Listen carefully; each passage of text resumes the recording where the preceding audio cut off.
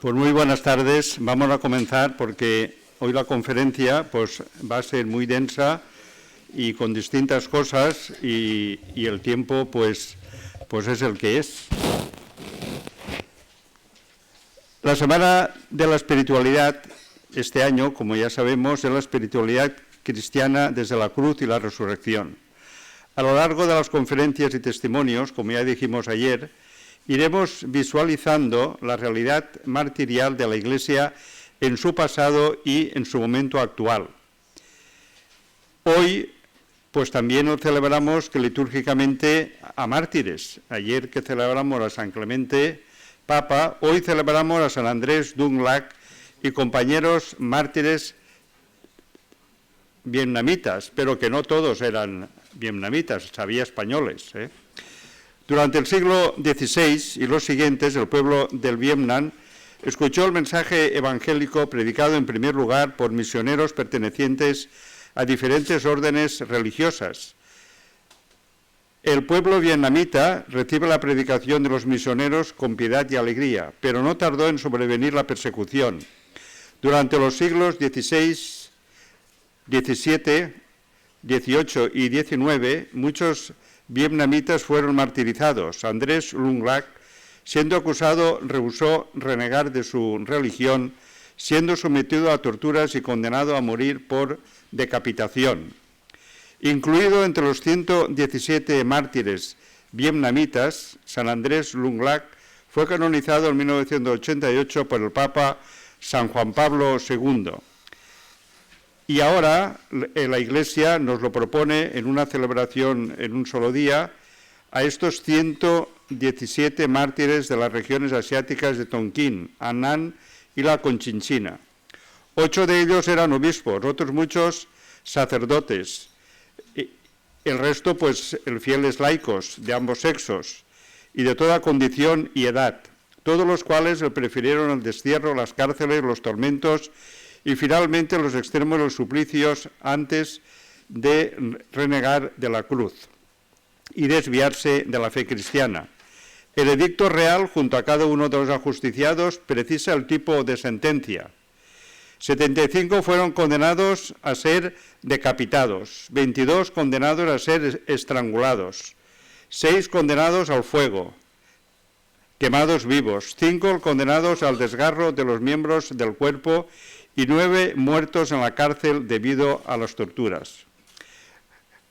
Hoy y en esta tarde, que después de el reconocimiento a estos mártires del Vietnam, vamos a prepararnos con la actitud orante. Hoy pues continuamos siguiendo el interleccional del día, que es de Daniel. Repetiremos a cada una de las estrofas: ensalzarlo con himnos por los siglos de los siglos. En el nombre del Padre, del Hijo y del Espíritu Santo. Dios mío, ven en mi auxilio. Señor, date prisa en socorrerme. Gloria al Padre, y al Hijo, y al Espíritu Santo.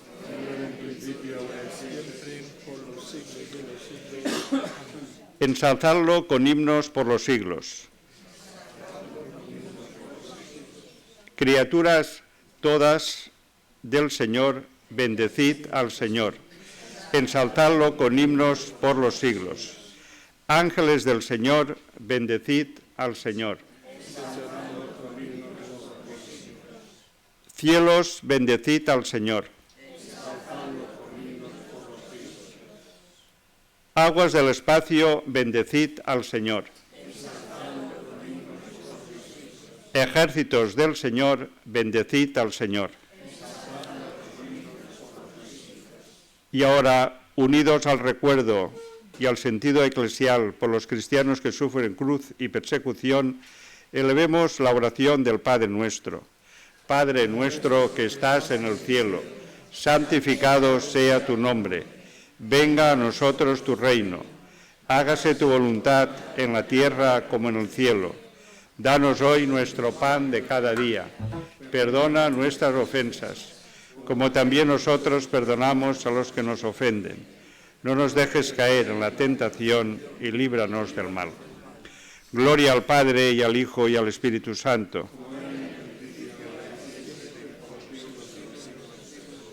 El Señor nos bendiga, nos guarde de todo mal y nos lleve a la vida eterna. Amén. Bien, pues ahora don Alberto hará la presentación del padre Patricio Sabater, que hoy nos dirigirá la reflexión conferencia o la conferencia reflexión. Buenas tardes. Me corresponde presentar al ponente de hoy, el padre Patricio Sabater, que es sacerdote de la Congregación de la Misión, a la que conocimos como los Paules. Nació en Sète, en Francia, que yo ahora le decía que es un sitio maravilloso, en el sur de Francia, en un lugar de la costa, de la Côte Vermeille, maravilloso, con unas fiestas también maravillosas. Se ve que lo único que no era maravilloso se fue, ¿verdad que sí? Que era el padre Patricio. Bueno, sus padres emigraron allí, le preguntaba si le importaba que lo señalara, emigraron allí por razones políticas. Entonces, pues bueno, se fueron allí. Ha habido inmigración por muchos motivos en España, por razones políticas también, pero de esa inmigración, de esas razones políticas y todo lo que sucedió, también se vale Dios para hacer su obra maestra. El padre es diplomado por la Universidad Paul Valéry de Montpellier en Civilización, Historia de Israel y Lengua Hebrea. Es licenciado en Teología del Instituto Católico de la Universidad Católica de Toulouse, en Francia, máster de Teología de la Universidad Internacional Dominica Domuni de Bruselas, máster de Teología de la Universidad Pontificia Dominica Angelicum de Roma, profesor de Teología de las Religiones de la Universidad Internacional Dominica Domini de Bruselas. Es miembro de la Comisión Diocesana de la Diócesis de Valencia, de la nuestra, de atención a los refugiados y cristianos perseguidos del Próximo Oriente. Fundador y presidente delegado de la Asociación Bethany Lumière d'Orient de ayuda a los cristianos del Próximo Oriente. Y también se vale de las nuevas tecnologías y anima un blog para seguimiento de todas estas cuestiones. Da numerosas conferencias, ha publicado en junio de 2015, es decir, en junio de este año, está recién salido del horno, un libro sobre la tierra en el conflicto israelí-palestino, la tierra de Palestina e Israel, una verdad con dos caras, es el título. En toda esta última parte de su vida, que no es muy larga, pero es muy potente, se ha dedicado a trabajar para los cristianos del Próximo Oriente. Y yo, cuando estuve hace ahora 28 años, estaba yo en Palestina y estaba en casas de palestinos, no en casas de israelíes. Y me acuerdo que estaba en una posición muy singular, era justo antes de la primera intifada. Una posición muy singular porque para los israelíes eran árabes, para los musulmanes, sus compatriotas musulmanes, eran cristianos. Es decir, para nadie de allí eran de allí. Sin embargo, eran buena parte de los que estabilizaban aquello. El padre Patricio Sabater, además, es responsable de la provincia canónica de Barcelona de las Juventudes Vicencianas Marianas. Es también conciliario de la Asociación de la Medalla Milagrosa y de la Asociación Internacional de Caridades de San Vicente Paúl en la diócesis de Valencia. Y entonces, bueno, ha ejercido su sacerdocio en múltiples diócesis, pero el hecho es que ha estado viviendo muchos años en el Líbano y en todo aquello, porque las fronteras, o sea, en aquellos países vivir en un lugar determinado es vivir allí, pero ese allí es difícil de definir porque las fronteras han variado 217 veces a lo largo de la historia. Entonces, ya después de todo esto, decirles que nadie mejor que él, mejor ilustrado que él para seguir hablando y mejor que yo para quedarme callado. Muchas gracias. Sí.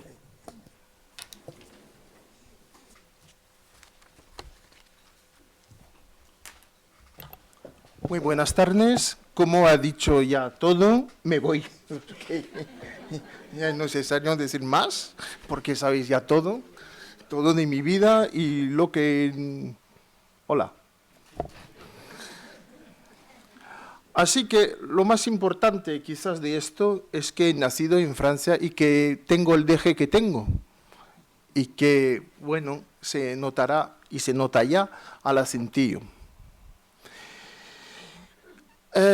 Agradezco mucho la Comisión de Espiritualidad por darme esa oportunidad, hablar de los cristianos de Oriente.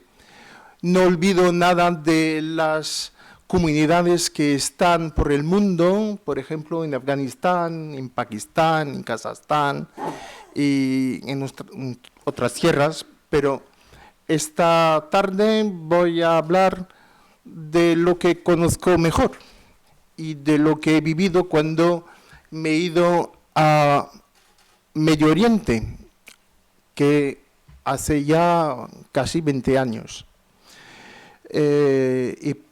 Y también Magreb. Me he ido y vivido y trabajado y he estado en Marruecos, en Túnez, en Egipto, en Israel, en Cisjordania, en Jordania, en Siria, en Turquía. Bueno, y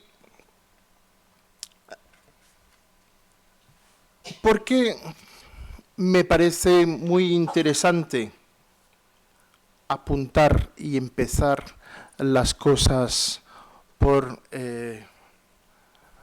esa apertura? ¿Por qué o ese enfoque? Porque hemos visto en televisión, hemos oído y escuchado en la radio todo lo que nos toca de acudir, recibir a refugiados. Y entre todos ellos hay también muchos refugiados cristianos. Y creo que es muy importante saber lo que viven, lo que son, cómo piensan, cómo viven, cómo reaccionan, cuál es la fe, las distintas iglesias orientales, porque estamos, bueno, así un poco como perdidos en este plan. Creo que lo más difícil que he vivido, lo he vivido aquí. ¿Veis unas casas? Es Trípoli. Y aquí, no sé si se puede bajar un poco la luz.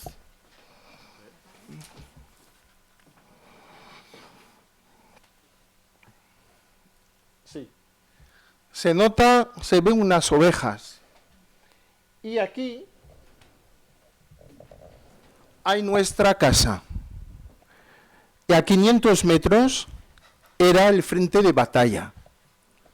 Todos los días, viendo, escuchando los morteros, las metralletas, las bombas. No mucho lejos, sino a 500 metros. Hemos empezado con el ejército en casa y ahora está fuera, con tanques, los cascos, 30 militares y, bueno, nos han atacado, no los militares, sino los que tenían que atacarnos lo han hecho. Y cuando me he ido de Meshlaya, del norte del Líbano, ha venido en mi habitación un cohermano de Egipto que estaba en Damasco. Y el día siguiente, yo me he ido para Beirut, y el día siguiente él recibió una bala en la ventana. Así que esta zona del norte del Líbano, que estaba muy lejos de los problemas, así que con las construcciones, con todo lo que ha pasado, nuestro barrio, nuestra zona y nuestra ciudad ahí, bueno, está ya en el centro, y no más al centro, sino en el borde ya del problema. Y cuando iba a decir misa a las hijas de la caridad poco más allá, tenía que pasar por un barrio que hace parte de Trípoli, que es de estos islamistas con las banderas negras y tal, y la gente me decía, pero ¿usted no tiene miedo? ¿A que sí? ¿Pero qué podemos hacer? Para todo, no decir misa a las hermanas, tal. Entonces, pero, ¿qué usted hace entonces? Yo cerro las ventanas, las ventanillas del coche y canto. Y me iba así, decir misa a las hermanas.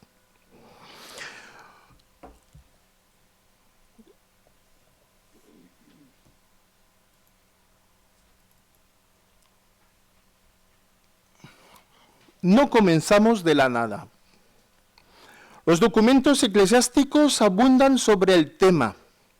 Nos hablan de cristianos de Oriente Medio y de sus relaciones con otras religiones y otras iglesias cristianas en el contexto geopolítico que conocemos, contexto humano, cultural, en lo cuales viven en el cotidiano. La Carta Apostólica Orientalum Dignitas del Papa León XIII hasta la última carta del Papa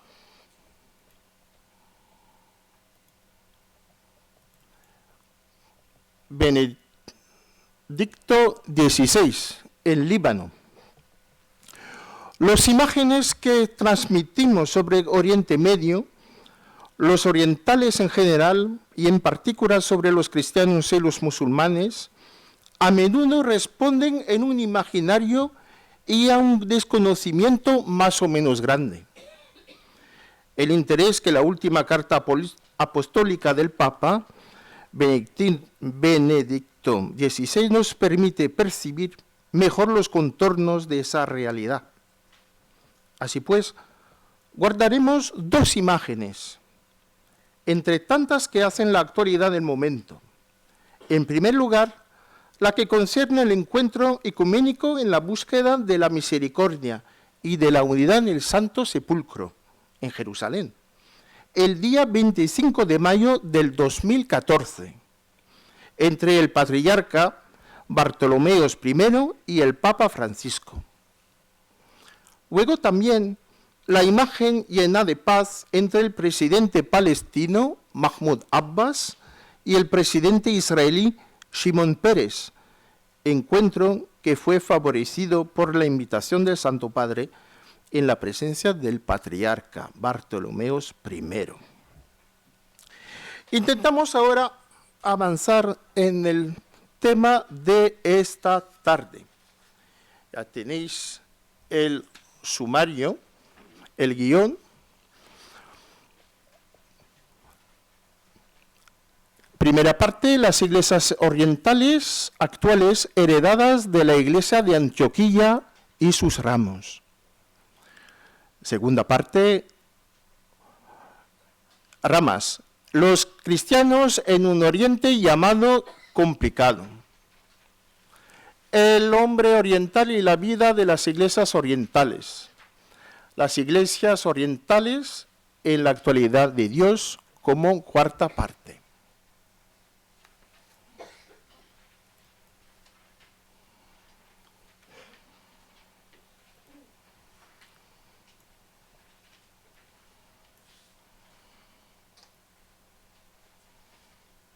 Es en francés, pero da igual.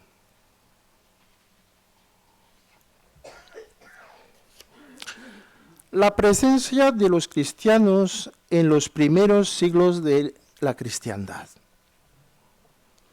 La primera mención del cristianismo en Medio Oriente se produce en el Nuevo Testamento, cuando San Pablo se refiere a su viaje a Arabia después de su conversión. La presencia de los cristianos de Medio Oriente vivió una crisis, con número de cristianos siempre más bajo, de 14 siglos, durante los cuales las iglesias se dividieron y se combatieron, casi de toda la vida. El estallido del Imperio Otomano y los acuerdos de Sykes-Picot dieron los últimos golpes a estas comunidades cristianas.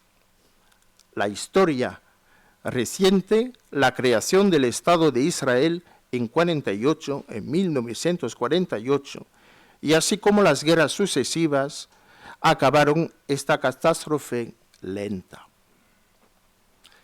De Oriente nos viene la eclesiología de comunión, según lo que nos dice el Concilio Vaticano II. Una eclesiología de comunión que nos dice algo de la plenitud entre las iglesias orientales y la iglesia latina.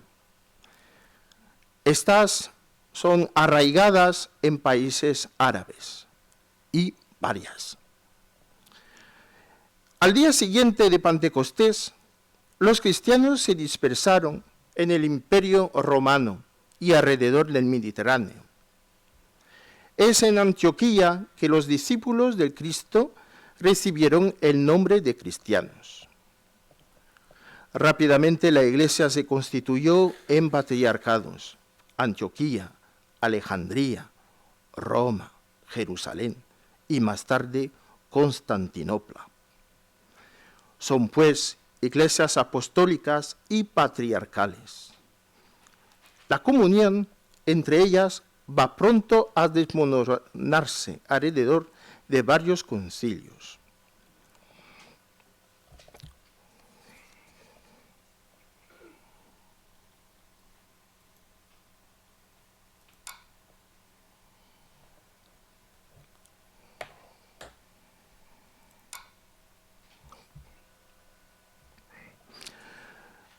Nació bajo la influencia de la pluralidad.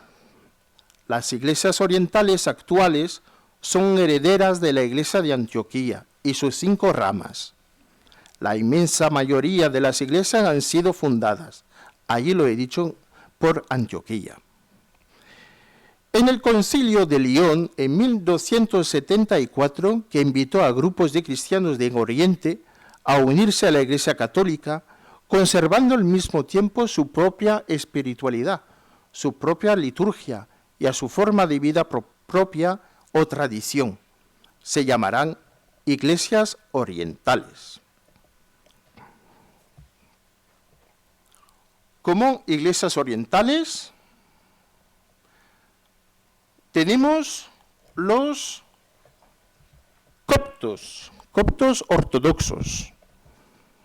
Aquí está el nuevo Papa copto ortodoxo, Tawadros.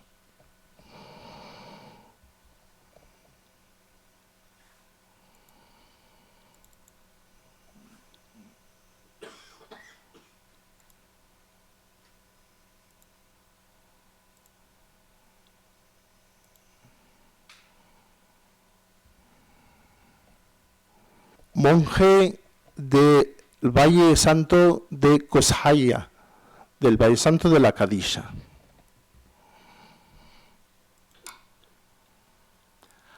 Armenios católicos.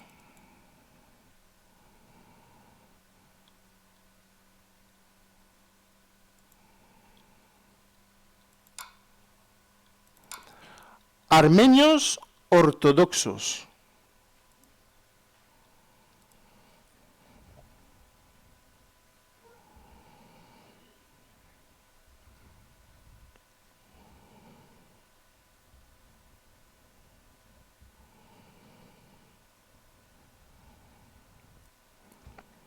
¿Sabéis lo que es especie de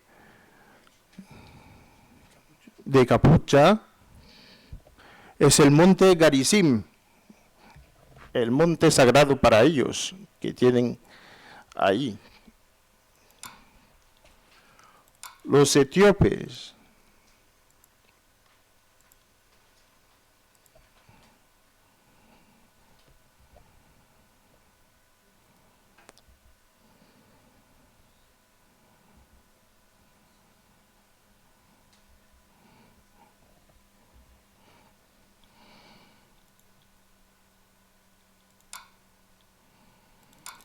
Los coptos católicos.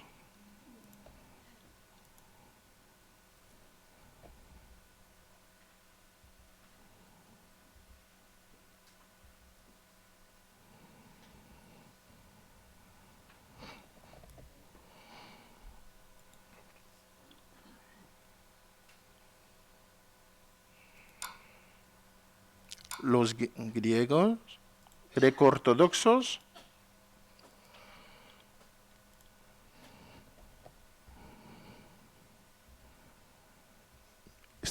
Belén, el patriarca de los grecos católicos de Damasco.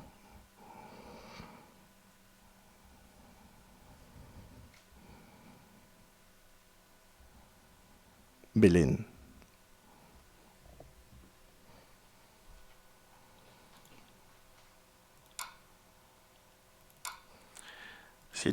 Siriacos ortodoxos.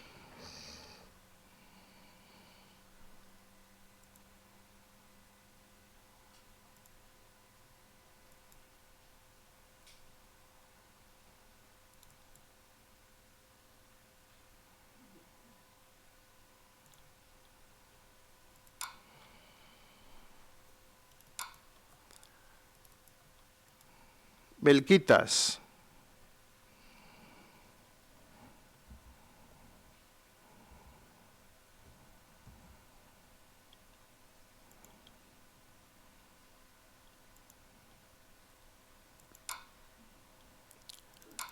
Caldeos. Católicos. Entonces.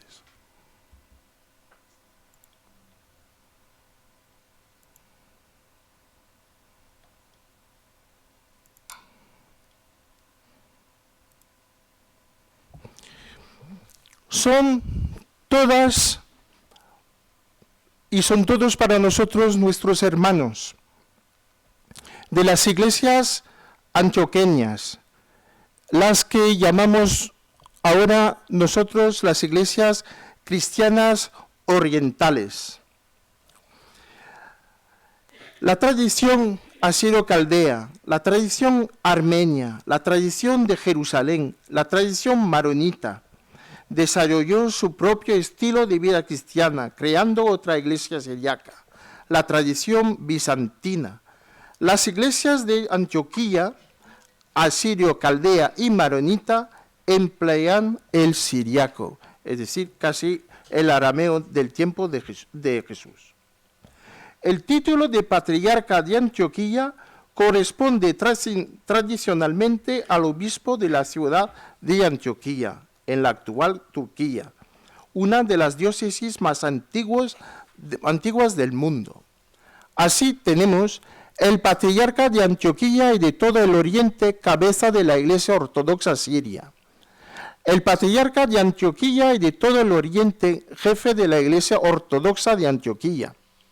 El patriarca de Antioquía y de todo el oriente de los sirios, jefe de la Iglesia Católica Siria. El patriarca de Antioquía y de todo el oriente de los maronitas, jefe de la Iglesia maronita. El patriarca de Antioquía y de todo el oriente de Alejandría y de Jerusalén, de los melquitas, jefe de la Iglesia greco-católica melquita. Los cristianos en los países árabes son aquellas personas de confesión cristiana y de habla y o cultura árabe. Los cristianos son culturalmente, lingüísticamente y étnicamente árabes y seguidores de la fe cristiana. Ya tenían presencia en el mundo árabe antes del surgimiento del Islam y su expansión por Asia y África en el siglo VII. Al igual que los musulmanes árabes, los árabes cristianos se refieren a Dios como Alá, ya que está en la palabra árabe para Dios. El uso del término en árabe Alá en las iglesias cristianas es anterior al Islam. Entonces, a veces tenemos que cambiar en Medio Oriente de palabras, de términos para hablar. Preferimos hablar de Rab. El Papa Juan Pablo II, cuando llegó no sé si en Israel o Tierra Santa, había dicho al-salamekum salam. Y bueno, el Señor esté con vosotros. Pero esta expresión era una expresión cristiana, antes de ser una expresión musulmana. Los musulmanes se la han apropiado. Y entonces han dicho que ustedes, y usted, señor Papa, no tiene usted que decir esa expresión. Pero esa expresión era la expresión de Pablo, al-salamu alaikum, al-salam. Entonces, a veces tenemos que cambiar. Los musulmanes en el Corán, por ejemplo, no llaman a Jesús como Yahshua, porque los cristianos hablan de Jesús como Yahshua al-Masih, sino que ellos lo llaman Isa. Los cristianos, por ejemplo, los musulmanes, por ejemplo, dicen, cuando encuentran a uno, a otros, lo que he dicho de esa expresión, el Señor esté con vosotros, Alá, pero dicen, bueno, salam, al-salam, salam. Y los cristianos no, dicen marhaba o bonjour, bonjour, como en francés, bonjour, para que haya una distinción. Porque había unos años en Indonesia, los cristianos habían hablado con este término de Alá, y había una gran manifestación y varias cosas y iglesias quemadas porque habían usado el término de Alá. Así que si son lingüísticamente, culturalmente de la misma lengua, a veces no pueden emplear las cosas y también en las cosas cotidianas. Por ejemplo, cuando un chico quiere ligar, quiere salir con una chica, entonces le dice el apellido, y le dice el nombre, su nombre, pero a veces, es igual en árabe para un musulmán que para un cristiano. Y la chica tiene que dejar el chico hablar un poco más para saber de dónde va y de dónde viene, sobre todo. Así que cuando una se da cuenta que es un musulmán, las más veces corta y no va más allá. Así que si hay cosas muy parecidas y una misma lengua, hay también unas distinciones en el cotidiano y sobre todo en la forma de hablar. Pero durante una liturgia normal se expresa también en la liturgia cristiana el término de Alá. Así cuando uno está metido en una liturgia, si oye el término de Alá, podría pensar, pero son musulmanes. No, que va, que son cristianos, porque es la lengua de todos, y antes ya de 622, el inicio del Islam. Se usaba ya en las tribus preislámicas el árabe. Y poco a poco con el Corán, se ha pasado en todas las tribus y en todos los países, y en esta zona geográfica ahora se habla el árabe. Así un gran número de árabes cristianos se encuentran en la zona de Oriente Medio, en particular Egipto, Irak, Jordania, Líbano, Siria, territorios palestinos, y los emigrantes de las comunidades árabes cristianas constituyen ya una parte importante de la diáspora de Oriente Medio. Y poco a poco, este número de cristianos en esta zona, sabemos todos que está disminuyendo, mucho y mucho y mucho. Doy un ejemplo, por Siria. Población, 22 millones de habitantes en 2012, son cifras de 2012. Más o menos 8% de la población en Siria era cristiana. 2 millones de cristianos de distintos ritos. Y desde 2012, 2 millones de alojamientos destruidos. 9 millones y pico de personas, la mitad son niños. casi 8 millones de desplazados en el interior de Siria. Casi 4 millones de desplazados en el interior de Siria. La mitad de la población siria ha huido. Así que esas personas que son nuestros hermanos se han ido ya por distintos problemas. Comunidad de lengua, comunidad de destino, como los musulmanes, como todos los que hablan árabe, y todos que sufren también, y no solamente cristianos, pero en Irak y en Siria también los chiitas. Un universo bastante complicado.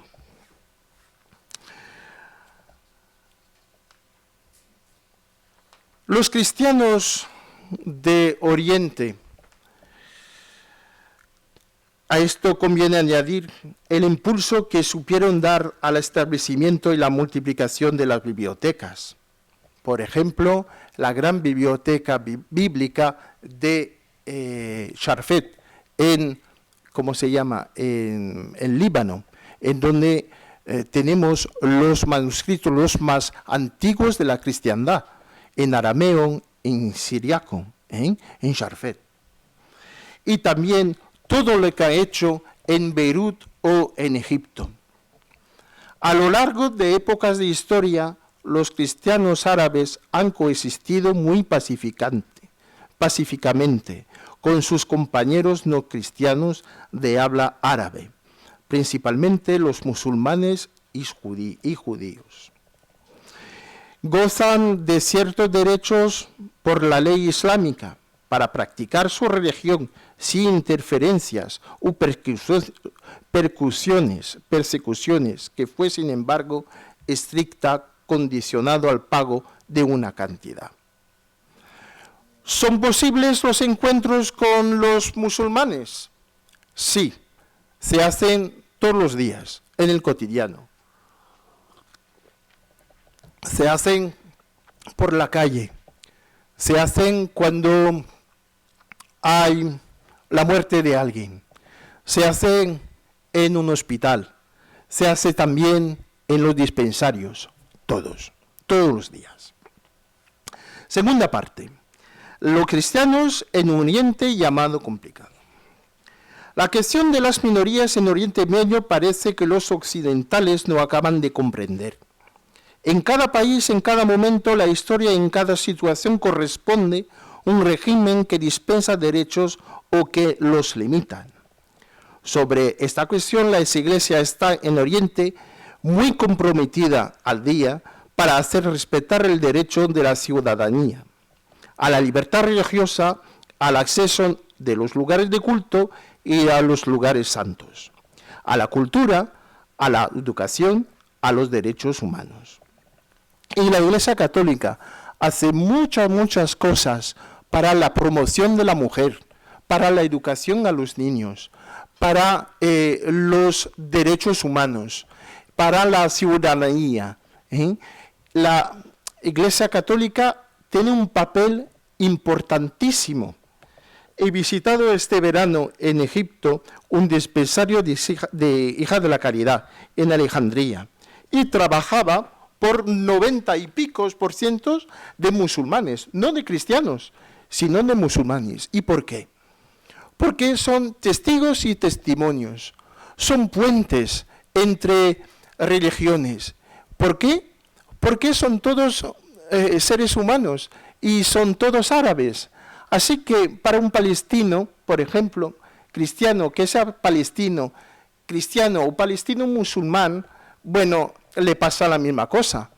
Y en Siria, ahora, por ejemplo, cuando bajan la bomba o cuando hemos visto los que degollan a personas, como dice el Papa Tawadros de los coptos ortodoxos, y el Papa también Francisco lo ha dicho, no preguntan y de qué nacionalidad o de qué religión tú eres.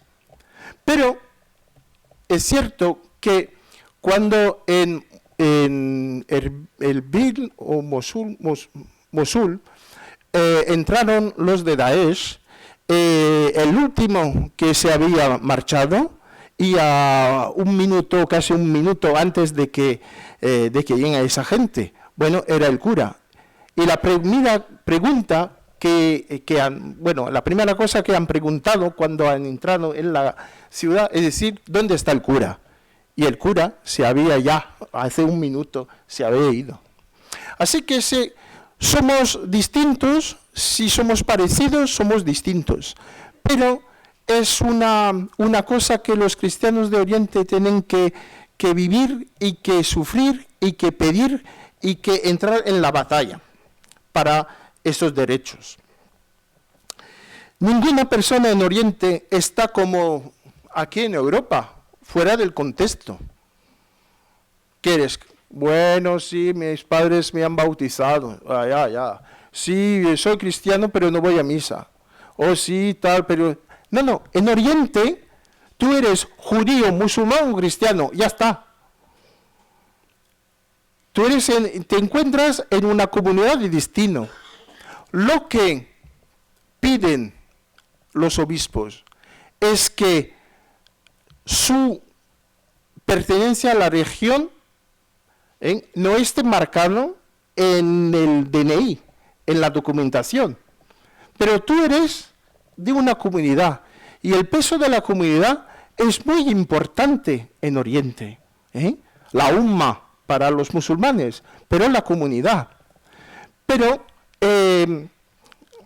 lo que es importante es definirse para vivir con los demás, como cristiano, como musulmán, y se acogen y se visitan para las fiestas importantes, porque nosotros, mezclamos un poco todo y decimos, son todos iguales, pero no.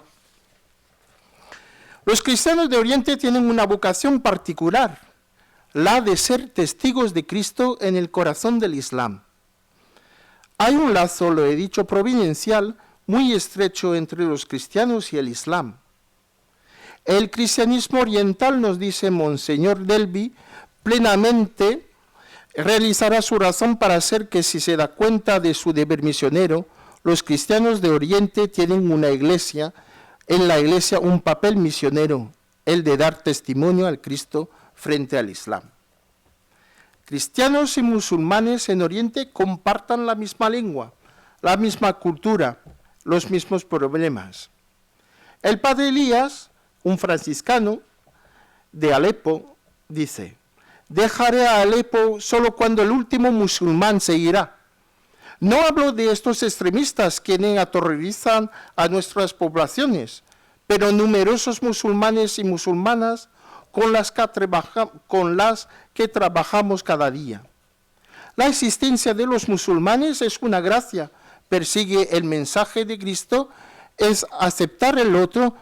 Si no somos capaces de hacerlo, el diario entonces, ¿para qué decirnos a cristianos o creyentes? Las antiguas formas en Irak, en Siria, para decir solamente estos países, de convivencia parecen muertas. Las nuevas formas no son bastante claras. Asistimos a fenómenos contradictorios, traición de amistades viejas y tentativas para crear otras nuevas. Rechazo del otro, búsqueda del otro. Al lado del corazón que traicionó, están el corazón y el ánimo de los que han amado. Estos gestos de tantos anónimos presentes por todas las partes. Por ejemplo, en Irak, un musulmán, un médico, ha salvado la vida de cristianos cuando han venido. Los grandes retos de los cristianos de Oriente Medio. Conversión al Islam. En Egipto se estima que unas 15.000 jóvenes cristianas se convierten en musulmanas por motivos relacionados con el matrimonio. Mentalidad de gueto. Formación de los cristianos en la lectura y en la vivencia de la palabra de Dios, porque en Oriente no se lee mucho. No porque la gente no sabe leer, pero es una cultura de la palabra. entonces se lee un poco. Por ejemplo, cuando se lee la Biblia, se lee sobre todo el Nuevo Testamento y quitan o dejan todos los textos que hablan de Israel, porque para ellos Israel, ese es el Israel de hoy. Cuando ven Israel, lo quitan. Formación de los cristianos al perdón, a la reconciliación y a la apertura a los demás. Formación de los cristianos a considerar su presencia como una vocación y no como un destino. Reto también en cuanto a la inmigración que ha debilitado mucho la vida cristiana. Hacer que los cristianos más conscientes del significado de su presencia y de la necesidad de participar en la vida pública de estos países.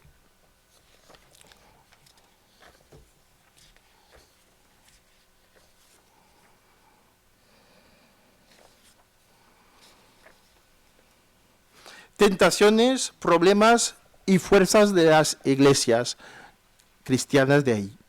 Salir de la ignorancia recíproca, la idealización.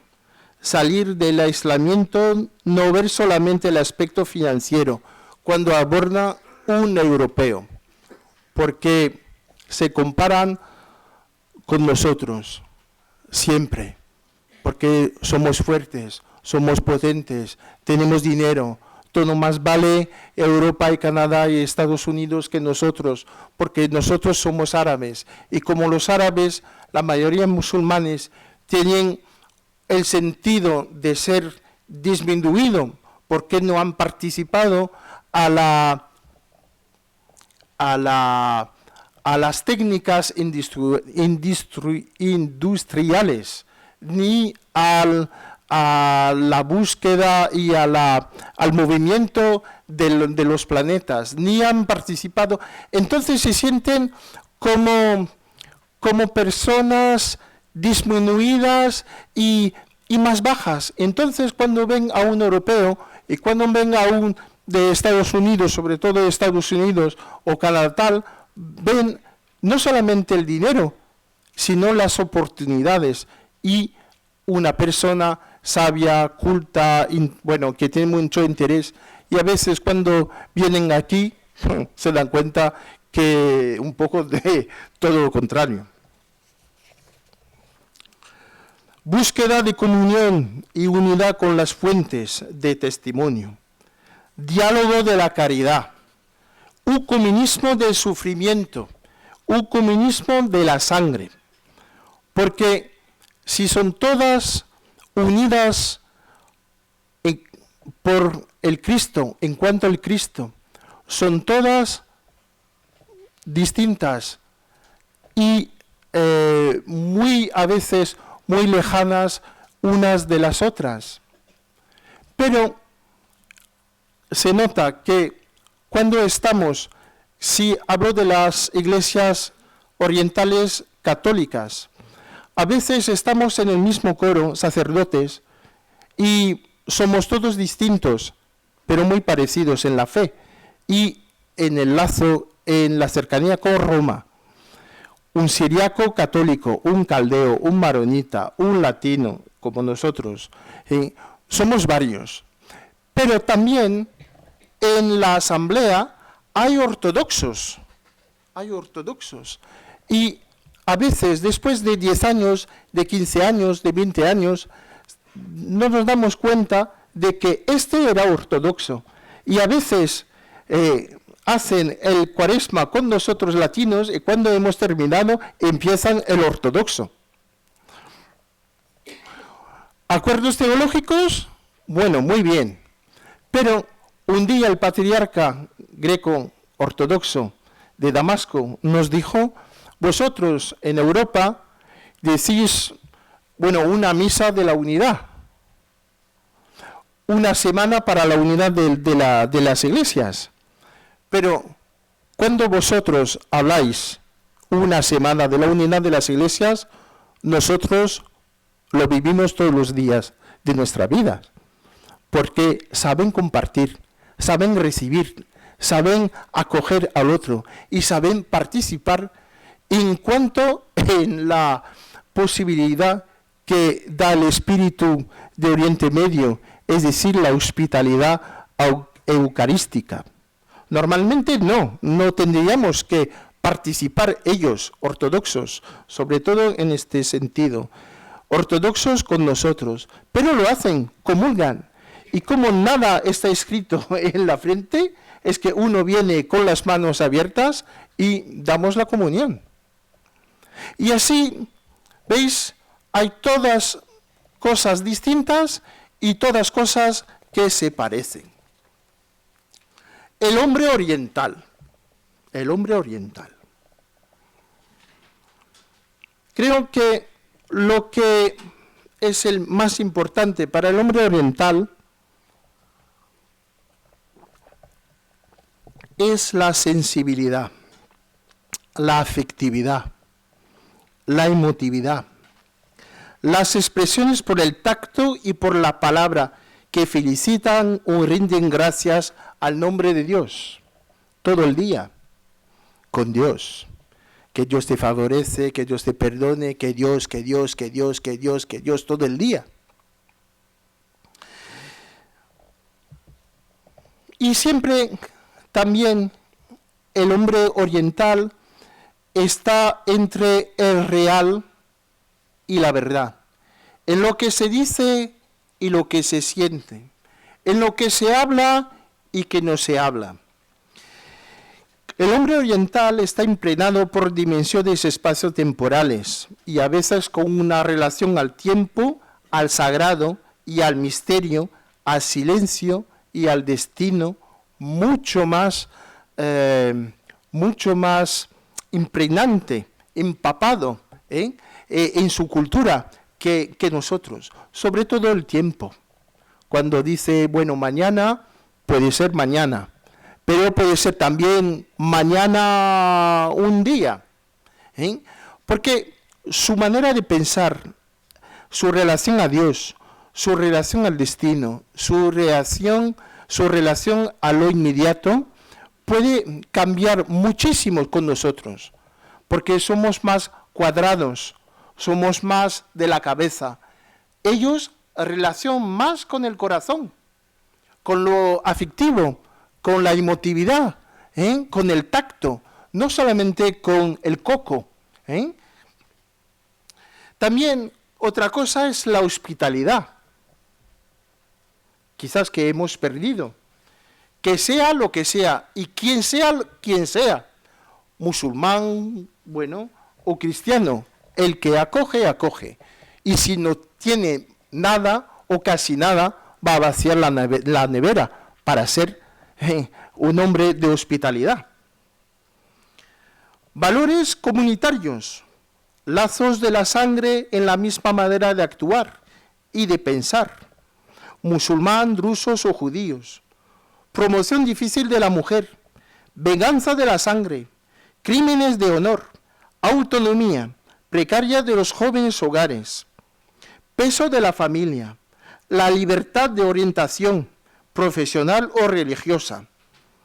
Todo eso para ellos, que sean musulmanes o cristianos, lo tienen muy parecidos.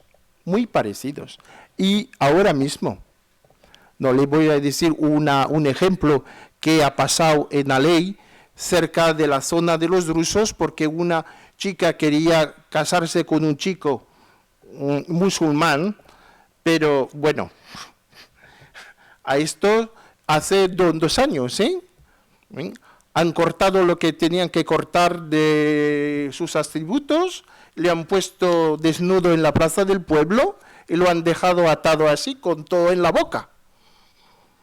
Porque unos no se pueden, así que podemos pensar que es algo de ayer, sino que son cosas que de hoy, que pasan.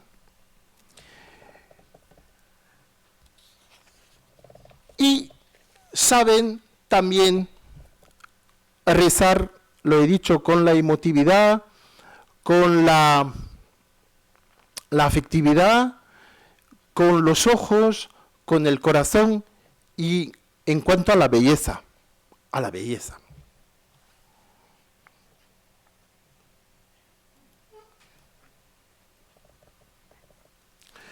Así que las iglesias orientales tienen ahora santas, palestinas, árabes, las primeras, fundadoras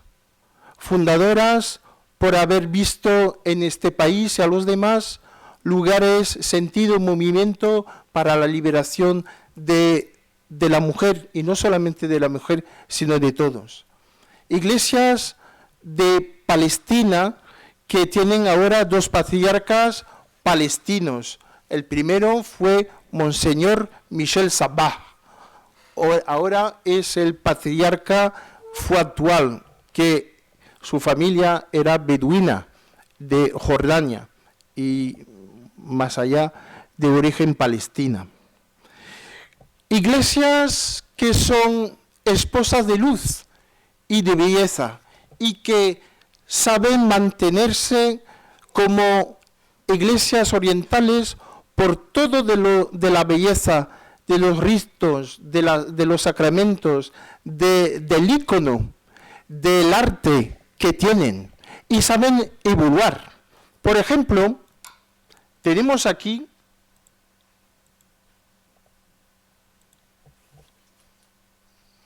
el arte copto, moderno, que es una forma de pintar, pero a partir de las raíces del Egipto antiguo. ¿Veis?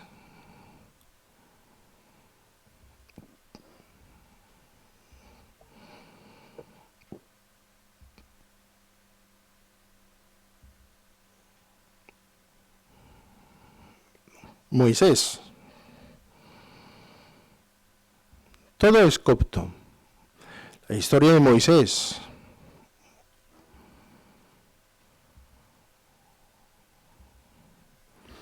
Y recientemente, el año pasado, con los mártires de Egipto, degollados.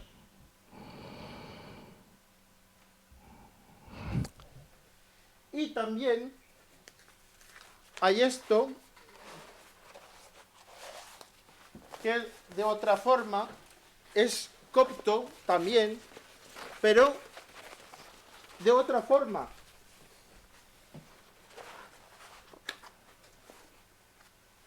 ¿Veis? De otro modelo. Es que la producción artística de las iglesias es producción viva, para iglesias vivas.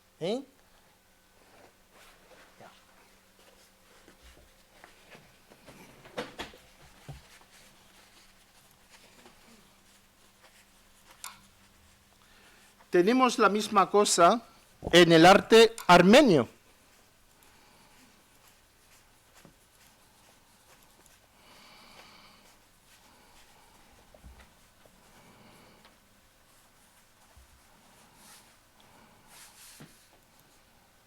¿Veis?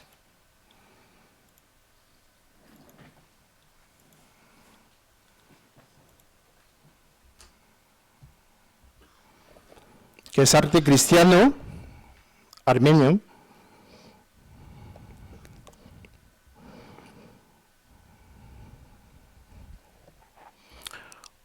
Lo que he dicho del rezo, a veces, musulmanes y cristianos también,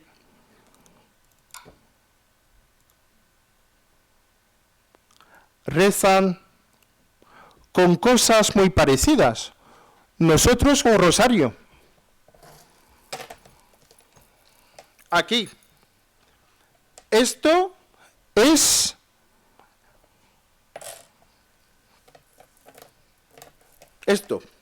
musulmán. Y esto, ortodoxo. A veces se ve por la calle cristianos que rezan con esto.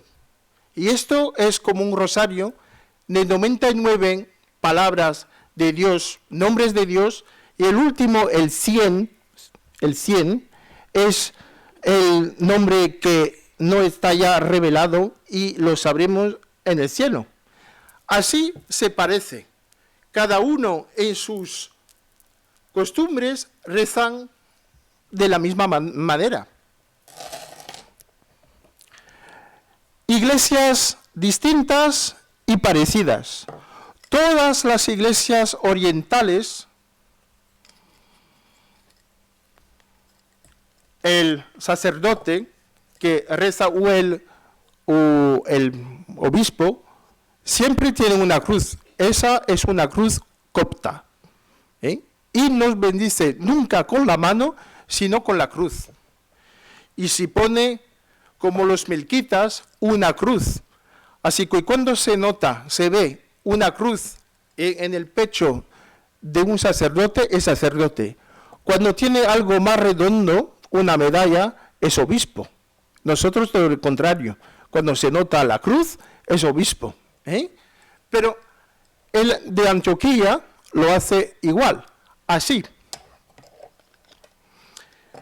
Cosas distintas y muy parecidas entre melquitas y bizantinos y griegos ortodoxos, los del patriarcado de Damasco o de los coptos. Así, por ejemplo, si puede levantarse, tenéis unas estolas que son ortodoxas y melquitas, muy parecidas,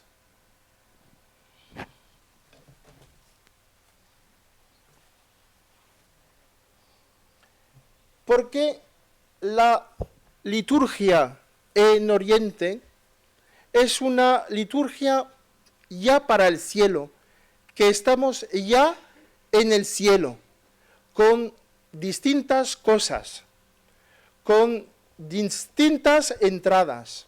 La maronita es muy distinta de la melquita, pero la melquita muy cerca, muy parecida a la greca bizantina, greca ortodoxa, que sea rusa o que sea griega.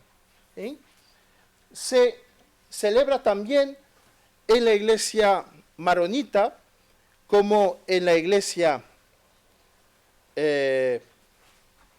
melquitas o bizantinas, con estas, telas, estos tejidos damasenos, de misma forma.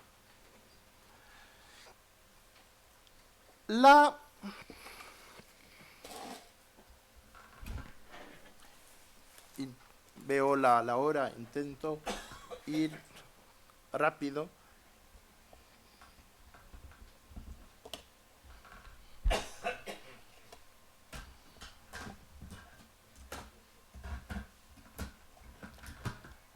La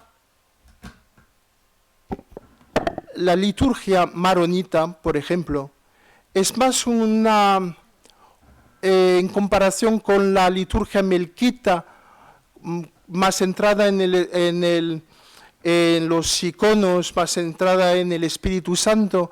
La liturgia maronita es como el traje del hábito del monje, es más metida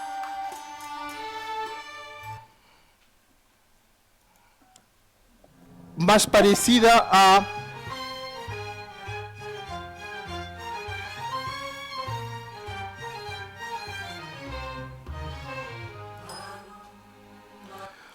más como a la roca, al valle del Kadisha, a las cuevas, en donde se escondían. Hace como una comunión con esa roca, con esa tierra. Y la liturgia maronita, en comparación con la melquita, por ejemplo, es una liturgia monástica. Y así que todos los sacerdotes, incluso los que están en parroquia, dicen toda la misma liturgia.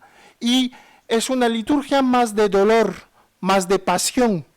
Los coros bizantinos, los coros melquitas, son más para la elevación, para ir a Dios, para mirar al cielo, que la liturgia maronita es más de ese dolor, de esa pasión, algo más interior.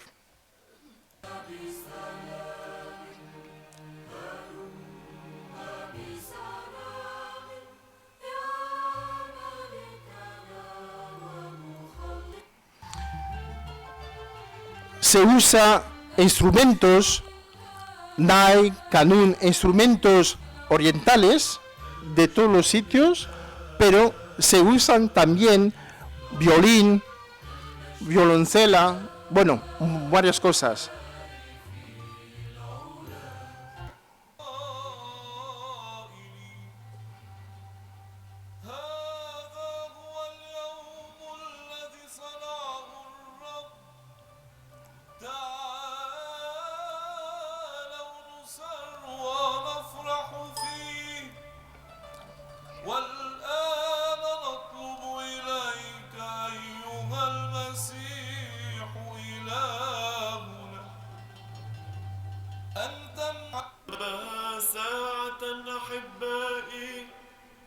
ينحدر فيها الروح الحي القدوس ويحل على هذا القربان الموضوع لتقديسنا فلنقف مصلين En esa liturgia, que sea melquita, que sea bizantina, que sea maronita, que sea copta, se usa muchísimo el incienso para decir el misterio, para que cada uno pueda entrar en el misterio de Dios. Se personiza el altar, se dice adiós al altar cuando se termina la liturgia maronita, adiós altar. Se busca el sentido, la presencia de Dios en todo lo que se puede pensar, se puede crear, se puede justificar en el plan de la belleza. Que sean como los santos, por el medio de los santos, porque creen muchísimos a los santos, y todo lo que hacen en la liturgia es para conducir a la persona a Dios. Y nosotros creo que lo que hemos hecho durante, varios años, es decir, vamos a cambiar y a dejar un poco lo todo, porque a la gente no le gusta este misterio. Este misterio, los orientales, los cristianos orientales, lo han guardado como una fuerza, como para decir algo de Dios, para decir algo a Dios. Con un clérigo casado o soltero, en casi todas las iglesias, con esa presencia a Dios a todo lo que se hace, que sea en coro, que sea individualmente o que sea en plan más comunitario. Así que tenemos que ayudar a esas iglesias orientales, porque son vivas, porque son bonitas, porque tenemos esta herencia, esta deuda quizás de haber tenido la fe de ellos, y los que vamos a recibir ahora son nuestros hermanos, y en nuestras parroquias creo que teníamos que acudir a esa gente, a esos hermanos, con la misma afectividad, la misma emotividad, la misma cercanía a Dios que ellos tienen y que saben y que sabrán darnos. Amén.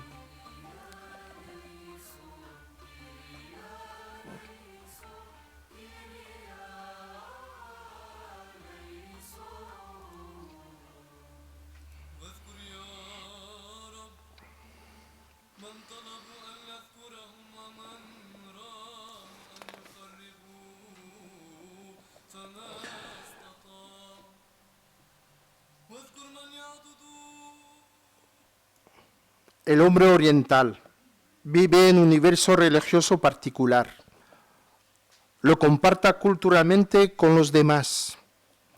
Todas las iglesias de Oriente Medio, a pesar de los acontecimientos terribles que conocemos, son todas muy vivas.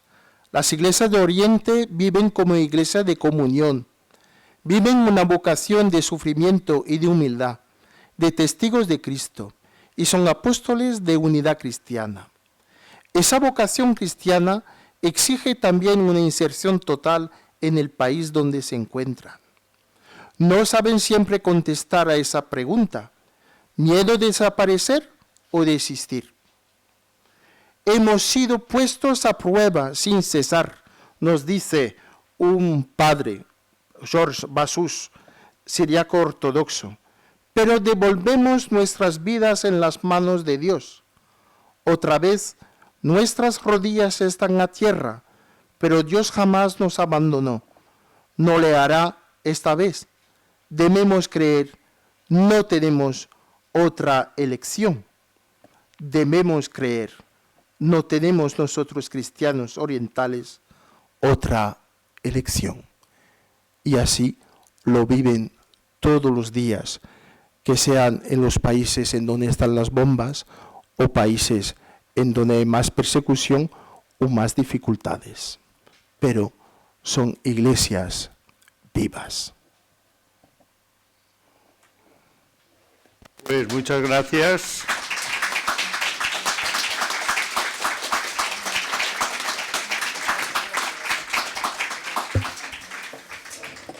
Como supongo que la conferencia pues habrá el sugerido preguntas, aclaraciones, ahora pues damos un cuarto de hora de preguntas que le pueden dirigir al Padre Patricio.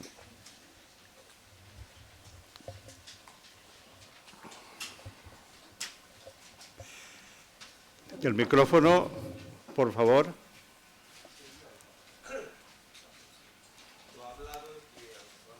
Un momento, y le acercan el micrófono.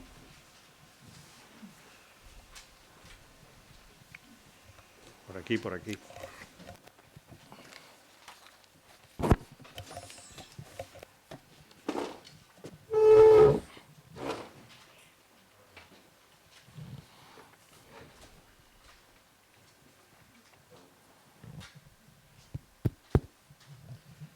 Que ha hablado que hasta a veces hasta 15.000 o más chicas se convierten al Islam para casarse o les fuerzan a convertirse, etc.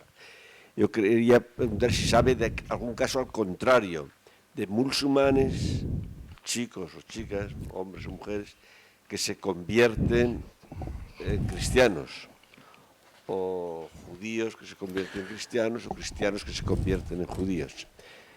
Sí. ¿Conoce algún caso? ¿No lo quiere Sí, contar? yo he conocido un caso, no voy a decir en dónde, pero es en un campo de cristianos en Líbano. Y este señor era musulmán y médico de una universidad de Europa Oriental. E iba ahí para ayudar solamente. Y con cercanía a los pobres y a las hermanitas de Nazaret, se convirtió, no a Dios, primero a los pobres. Ya primero a los pobres. Y los pobres de este campo palestino le ha conducido a Dios. Así que ha dejado el campo palestino y se convirtió.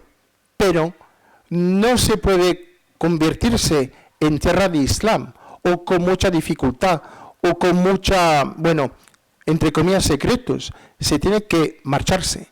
Así que está ahora, desde hace 2 años, en París.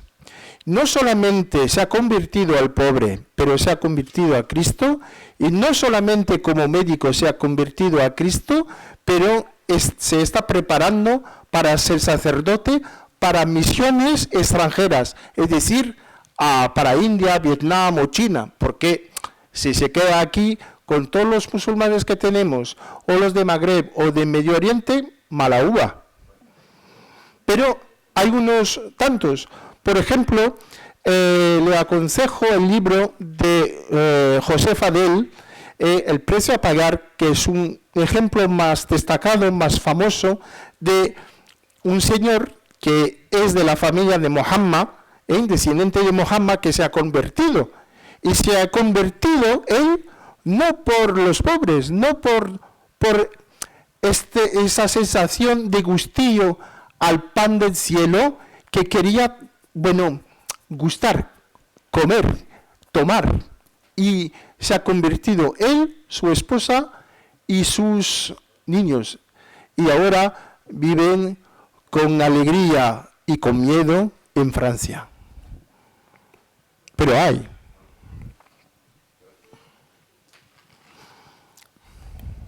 Solamente por ilustrar, hay al menos una persona en Valencia musulmana que está en proceso de conversión, pero naturalmente no voy a decir nada más.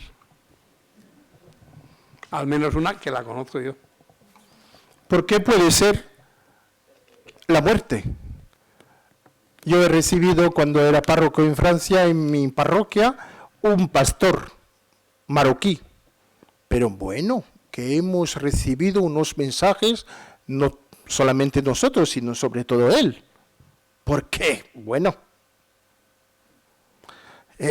hablaba de Dios y cómo es su conversión y tal, y cómo él es un poco como los pastores evangelistas, van por los edificios y las afueras y la gente, los mercados y tal, y habla de Dios y de Cristo. Así que bueno, es un poco demasiado para ellos, los musulmanes. Pero no hay que pensar en el Medio Oriente una cultura de enfrentamiento, de guerra entre cristianos y musulmanes, porque no son todos tontos y bárbaros como nosotros, no somos todos bonitos, inteligentes y santos los que estamos aquí, ¿verdad? No, hay una convivencia, una vida, algo compartido, y a veces de buena calidad, de buena calidad. De muy buena calidad.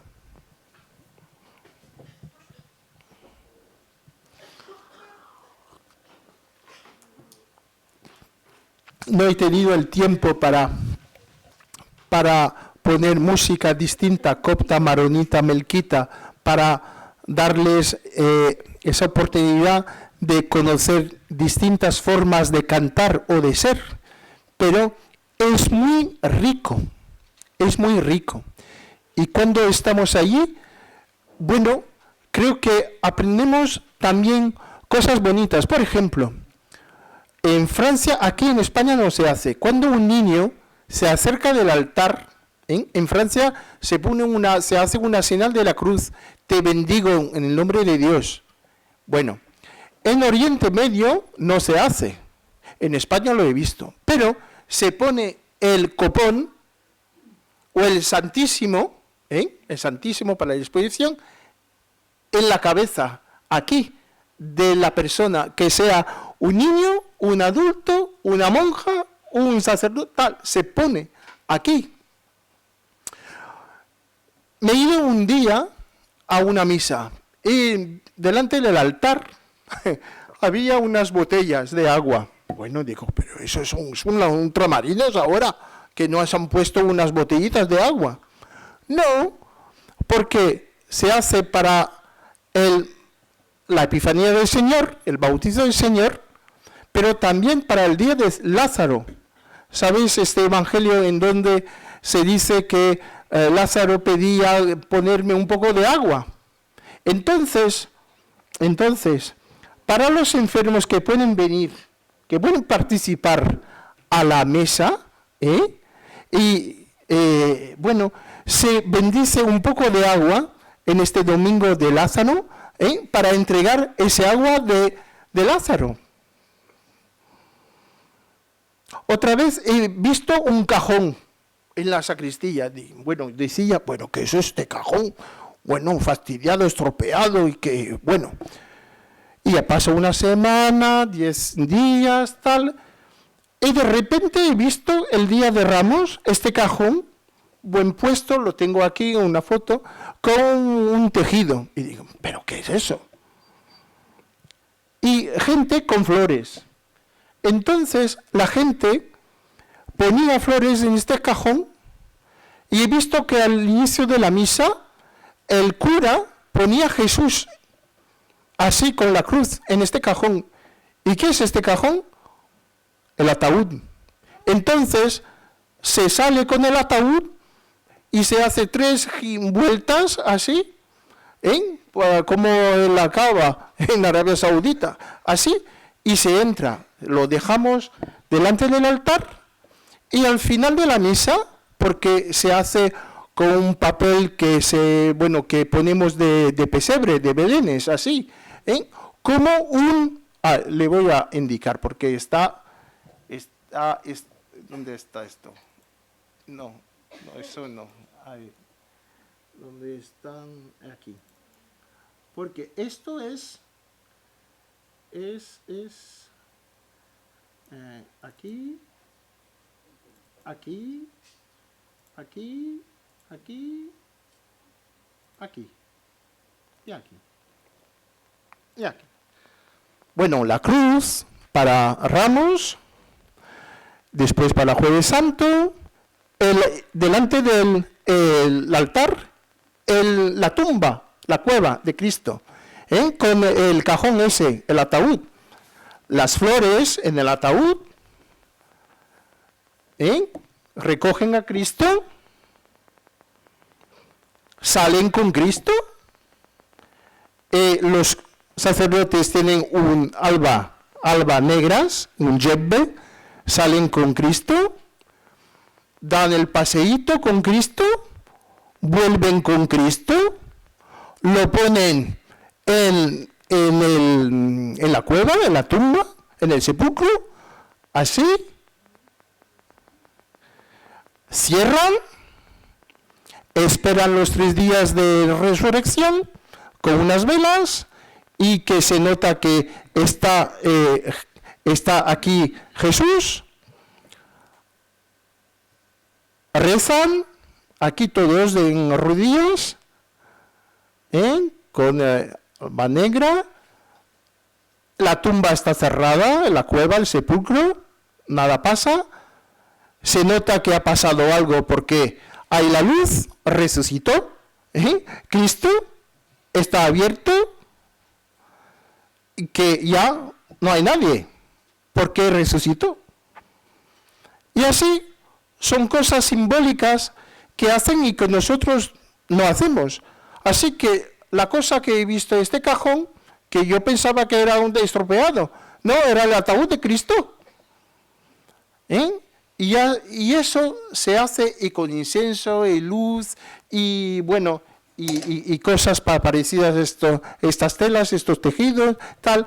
Entonces, tienen algo un poco que hemos perdido en nosotros, pero creo que es para un niño, por ejemplo, para un niño, bueno, es muy significativo. Eso se nota que hay y no hay, y que es la resurrección.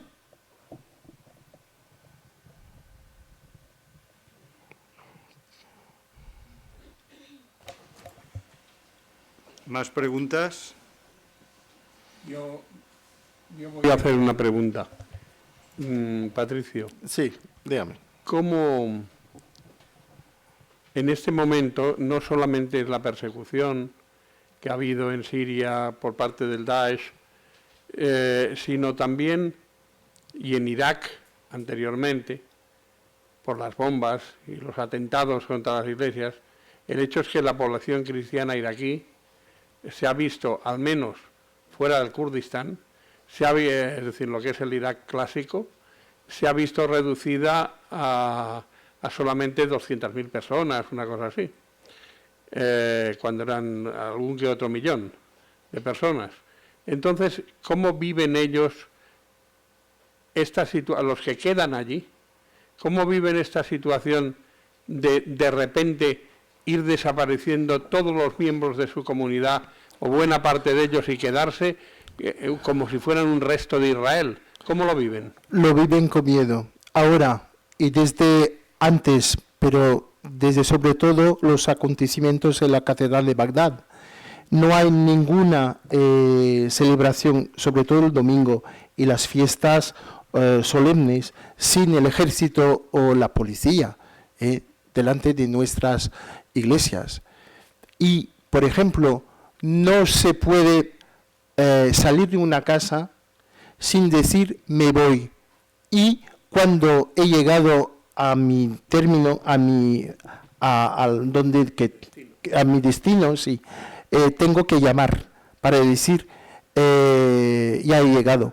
Porque en Medio Oriente nunca se sabe cuando voy a misa si volveré. Porque un atentado, tal.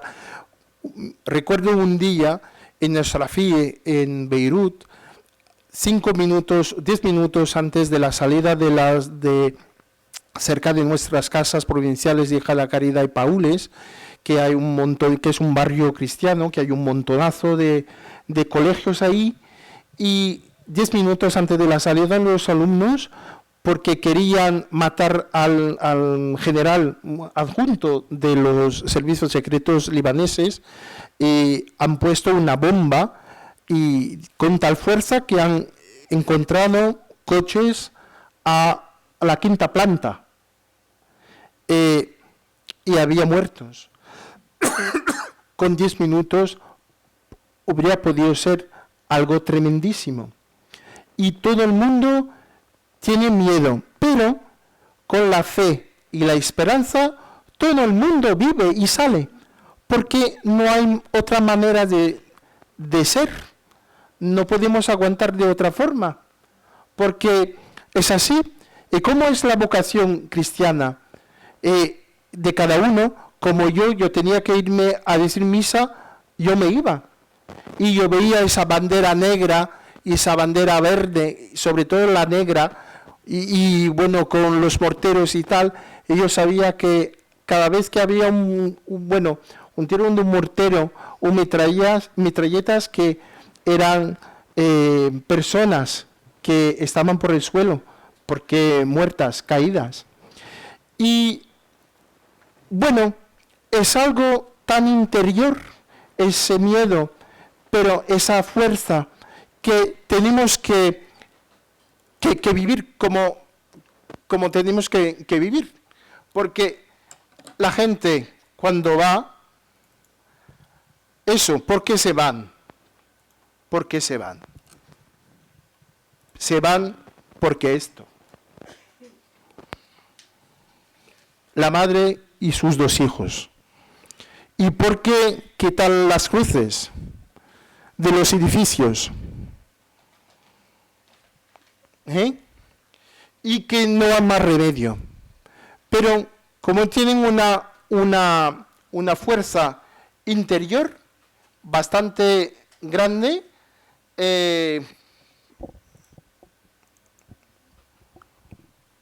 busco una foto que no encuentro. No sé si está por ahí.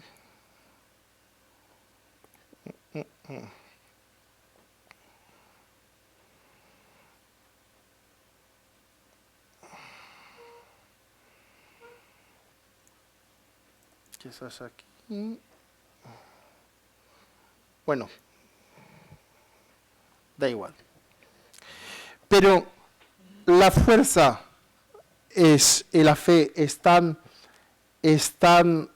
tanto en el corazón que, por ejemplo, en Irak, que no tienen nada, en el barrio de Erbil, de Enkawa, que tienen una tienda y han puesto en una tienda que es la tienda de Navidad, Yahshua al-Masih, Jesucristo. Y esa es la tienda. Hace frío, hay nieve, hay fango, hay lluvia, hay miedo, hay bombas. Y están debajo de la tienda, pero están. Y he participado en una misa en Turquía, en Estambul, de los caldeos. He preguntado a Monseñor Yakan, François Yakan, y estos que son todos estos iraquíes y refugiados. Y lo que veis de todos estos es que lo que llevan es lo que tenían cuando se han ido del país. He visto de un lado las mujeres y de otro lado los hombres, bueno, mayores y jóvenes. Y yo veía a los refugiados ya, bueno, un poco en el Líbano, un poco tal, pero tantos en la catedral y tantos metidos y tantos ahí, pero con la mirada cerrada. Cantaban con fuerza y energía, porque se canta mucho en Oriente, pero los ojos cerrados, tristes, no había nada que pasaba. Y he dado 2 veces la comunión, una vez a las mujeres un día y otra vez a los hombres otro día. Y mirado los ojos de la gente, todos muertos, sin esperanza, muertos. Y los que ayudan ahí mucho son los salesianos en Estambul. Pero he visto a nenes por la calle 3 años, así de pequeñinos, tocar tambor y flauta y tal, porque no tienen otra cosa. Pero si hay una esperanza que se nota ya, está. Y lo mejor que podemos hacer para los demás, porque no podemos acudir a los refugiados aquí cristianos sin ayudar a los que están allí, porque no tienen dinero o no pueden salir. Y están debajo de las bombas y están aguantando, porque no hay más remedio, aguantando. En Alepo, pienso en Alepo, por ejemplo, o en los campos de refugiados en Turquía, Jordania y Líbano. Si no ayudamos a los cristianos de ahí, se agotará el cristianismo, porque con persecución, con guerra, con asuntos económicos difíciles, con campos de refugiados, si no ayudamos, van a perder este sentido común. Un sirio de Latakia, que está aquí, en Valencia, me dijo un día: creo, Padre, que Dios nos ha abandonado. Y me lo ha dicho con los ojos llenos mojados de lágrimas. Dios nos ha abandonado. Yo le he dicho, bueno, mira, yo creo que Dios no ha abandonado a nadie. Está Dios en la cruz, crucificado, y está con todos los que están viviendo el sufrimiento, el dolor, las lágrimas. Sí, pero los cristianos, el Papa había dicho, los obispos, sí, el Papa está en Roma, y los obispos están en donde pueden. Pero los cristianos, yo pensaba que en Europa todo el mundo era cristianos y dispuestos para ayudarnos. Sí, como uno que vino y que ha visto que en su zona, en el Medio Oriente, no había visto ya una persona con velo. Y la primera persona con velo, una musulmana, que ha visto es en Europa. Entonces, como llegó el día de nieve y que ha visto tantas cosas y que pensaba que todo el mundo de Europa era cristiano, se ha marchado. Y unos ya se han marchado, porque prefieren estar ahí con vocación cristiana y para construir el país y para estar, que huirse. Pero en el momento, quizás que no pueden hacer otra cosa. Pero nosotros podemos ayudar aquí y allá.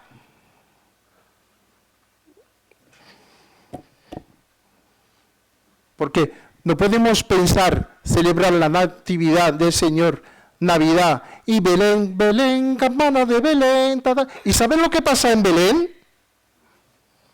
Detrás de la pared del muro, Belén, campana de Belén, los turrones se andan, los neules y mantecados y polvorones,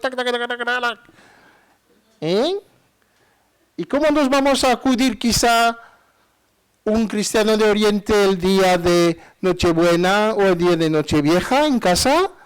¿O estarán solos perdidos solos en Valencia, en Barcelona y tal, o en París, Entonces yo creo que para acudir tenemos que aprender de ellos, tenemos que saber un poco más de ellos y tenemos que ser esa iglesia de Occidente que ha recibido el mensaje, el Evangelio, no de nosotros, sino de ellos. Y así tenemos una deuda, creo, no tanto moral, sino de amistad y de fraternidad con ellos.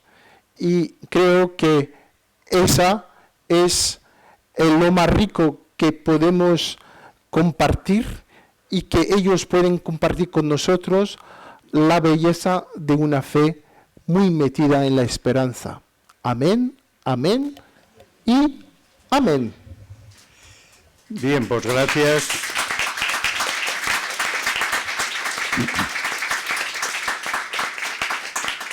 Gracias, Padre Patricio, por esta reflexión que indudablemente pues, nos ayuda a ver con otros ojos cuando se nos habla de los refugiados, de los perseguidos, y estas cosas pues siempre es lo conveniente recordarlas de viva voz y de personas que la han conocido allí y que ven esa gran diferencia de realidad de cristianos que todos invocamos indudablemente al mismo Dios.